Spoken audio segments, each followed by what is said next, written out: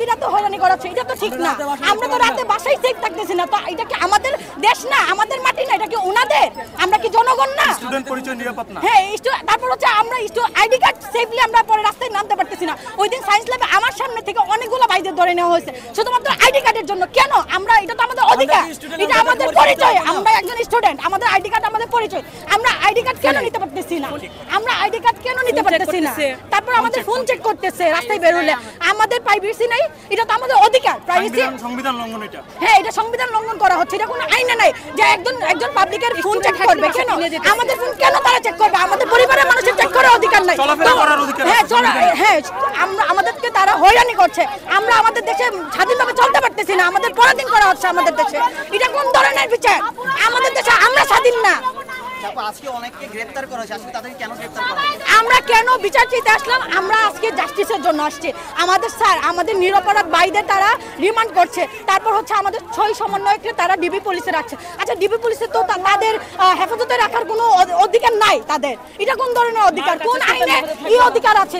মানে পুলিশের কাস্টাডিতে হেফাজত, এটা কি কোনোদিন হয়? আমরা কি বুকা পাইছে তারা?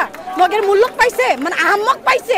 তারপর আজকে দেখলাম যে কোন বেঞ্চের আইনজীবী হচ্ছে কি অসুস্থ, এই জন্য নাকি আজকে কোনো ঘোষণা দেওয়া হবে না। কেন? এগুলা করে কি বানাতে চাচ্ছে? আমরা কি বুকা? আমরা কি বুকা? আমরা কি শিক্ষিত না? এই জন্য তাদের কাছে মেধার কোনো মূল্যায়ন নেই। কারণ তারা বুঝে গেছে যত মেধা হবে তত তাদের অন্যায় প্রতিবাদ করা হবে। এই জন্য তারা মেধাকে ধ্বংস করতে চাচ্ছে, আর কিছুই না। সরকারের কাছে দাবি হচ্ছে আমাদের যে ভাইগুলাকে হত্যা করা হয়েছে তাদের সুষ্ঠু বিচার, একদম মানে কি বলে যে সবার সামনে বিচার আমরা চাই। আমরা এটা চাই না ওই যে রুমির মতো, তারপর হচ্ছে ওই যে আবরারের মতো বিচার আমরা চাই না। আমরা চাই সবাই আমরা সচক্ষেই বিচার দেখি, পেন্ডিং করার কোনো দরকার নাই। তারপর হচ্ছে আমাদের ভাইদের যে ধরে নিয়ে যাওয়া হচ্ছে, এটা কোন অপরাধে ধরে নিয়ে যাওয়া হচ্ছে? আর আমাদের কিছু হলে জামাত শিবির ট্যাগ দেওয়া হচ্ছে। কেন ভাই? আমাদের তো এটা ইসলামিক রাষ্ট্র, আমরা একজন বোরকা হিজাব পড়তেই পারি, আমরা পাঞ্জাবি পড়তেই পারি। আমাদের কেন জামাত বলা হবে, শিবির বলা হবে? আমাদের অপরাধটা কি? আমাদের তো কোনো অপরাধ ছিল না।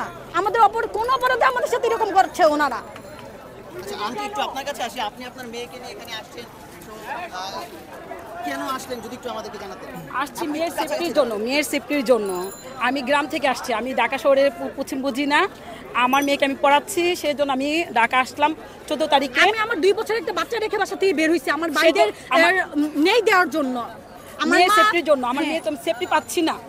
আমি যে মেয়েকে ভার্সিটিতে পাঠাবো, আমি সেফটি পাচ্ছি না। বাসায় রাখবো, বাসায় এসে একটু নক করে রাত্রে বিয়ালে যে বাসায় স্টুডেন্ট আছে কিনা। সেই জন্য আমি গার্জেন হিসেবে ব্রাউনবাড়ি থেকে আসা হয়েছে যে আমার সংসার ফেলে আমি মেয়ের কাছে আসছি যে আমার মেয়েকে আমি সেফটি দেওয়ার জন্য। কিন্তু সেফটি তো আমি পাচ্ছি না ওদের কাছে, যে পুলিশের কাছে, আর্মির কাছে, কেউ কাছে পাচ্ছি না। ওরা আইসা ডিবি দিয়ে আসা লক করে বাসায় কে আছে, স্টুডেন্ট আছে বলতে হয় নাই।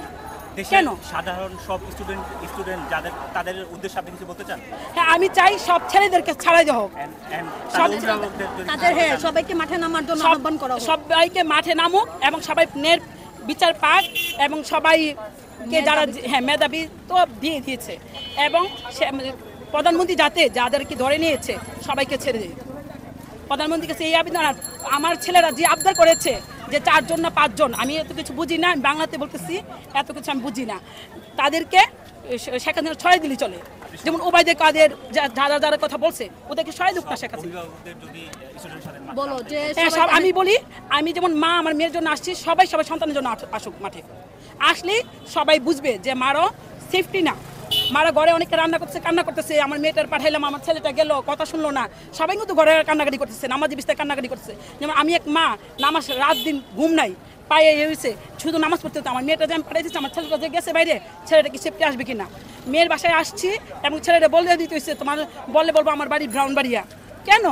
ছেলে বোনের বাড়িতে বেড়াতে আসছে, তাও সে সেফে নাই। সে রাত বিয়ালে বলে আমাকে যদি ধরে ফেলে পুলিশে, এবং ধরে নিয়েও গেছে। বাংলাদেশে এমন বলতে গেলে এমন বড় একটা গণহত্যা হলো, এরপরও আমরা দেখলাম যে মাননীয় প্রধানমন্ত্রী যেই বলছেন যে স্বজন হারানোর ব্যথা আমার চেয়ে বেশি কেউ বোঝে না। না, উনি ছেলে হারাইছে না তো, উনি ছেলে হারাইছে না, উনি মেয়ে হারাইছে না। উনি ছেলে মেয়ে মারা যেত উনি বুঝতো স্বজন হারানো কি। মা বাপ আমি হারাইছি, আমার স্বামী মারা গেছে, আমার মা মারা গেছে, আমার বাবা মারা গেছে, তাহলে আমার তো কোনো হয়নি। হবে আমার সন্তান 10 মাস 10 দিন পেটে নিচ্ছি। নারী ছিঁড়া দন, উনি নারী ছিঁড়া দন হারাইলে তখন বুঝবে উনি শরীরে কিরকম লাগে। বাপ মা তো সবারই মরে, কেউ চিরজীবন আসে না। আমার নাম হচ্ছে আরাফা, আমি স্ট্যামফোর্ড ইউনিভার্সিটির একজন মানে শিক্ষার্থী। বাপ মার বয়স হলে বাপ